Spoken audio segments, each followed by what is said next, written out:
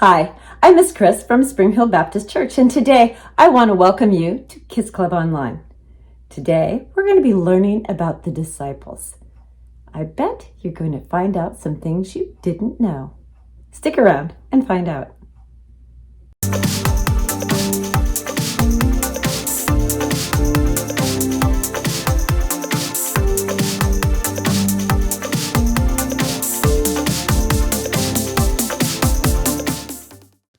The story before the story. Today, we're in the third book of the New Testament, Luke. But before Luke, in the very beginning, out of a deep, deep love, God made an amazing world. But when people turned away from God, the world was broken. God made a plan to draw people back into a relationship. So at the right time, God sent a tiny baby to be born in the small town of Bethlehem, God's very own son, Jesus. When Jesus grew up, he was baptized in the Jordan River. God spoke from heaven. This is my son, and I love him. I am very pleased with him. Which is where our story starts. Take it away. Hey everyone, I'm Brian. After 40 days in the wilderness, Jesus began to go from town to town, teaching and healing. Even though he's God's son, he didn't start out in the capital city of Jerusalem. He didn't go to the fine homes of the religious leaders. Instead, Jesus met with ordinary, everyday people on hillsides and by the lake shore. And he chose some of the most unlikely people to be his closest friends and followers. 4 of these men were uneducated fishermen: Peter, Andrew, James, and John. One morning, after a long night of fishing, Peter and his friends had caught exactly 0 fish. What a drag. Cleaning the nets without a single fish to show for it. I may fall asleep right here.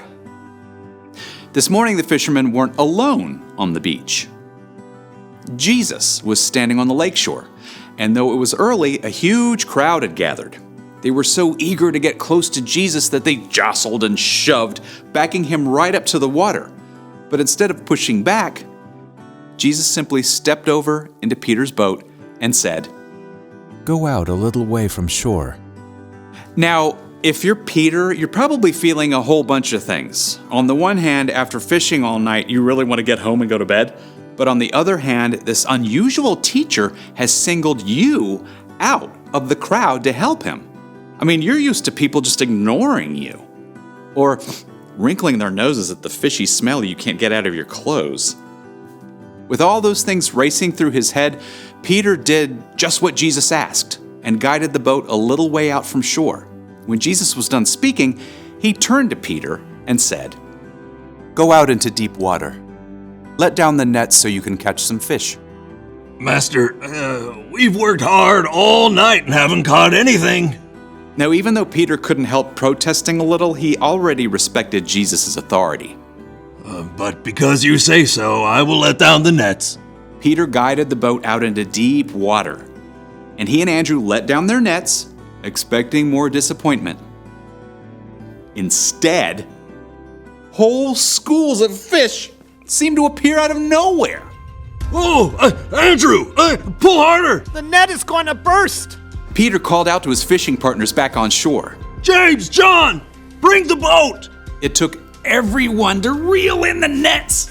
Both boats overflowed with floundering fish. Back on shore, Peter was so overwhelmed, he didn't give a single thought to that massive haul of fish. Instead, he threw himself down at Jesus' feet.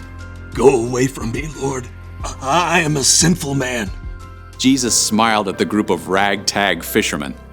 Don't be afraid. From now on, you will fish for people. The crowd must have been shocked to see Jesus choose these common fishermen as close friends and disciples.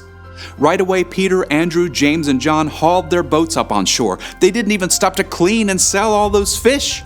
Jesus wasn't finished calling disciples. One day he stopped at a booth where a man named Matthew was collecting taxes. Okay, now, First thing you got to understand, no one talked to a tax collector unless they had to. These men were hired to collect taxes from their own people for the Roman government. They would charge extra to cover their own salaries. I mean, everybody hated them for it. But Jesus walked right up to Matthew. Come, follow me. Everyone was shocked, including Matthew. But Matthew didn't hesitate. Something inside him just recognized that Jesus was special. He got up immediately to follow Jesus and even invited Jesus to come to a dinner party at his house. At Matthew's home, Jesus shared a meal with tax collectors and others who were seen as outcasts. The religious leaders were shocked.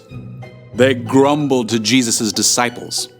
Why do you eat and drink with tax collectors and sinners? Jesus heard what they were saying.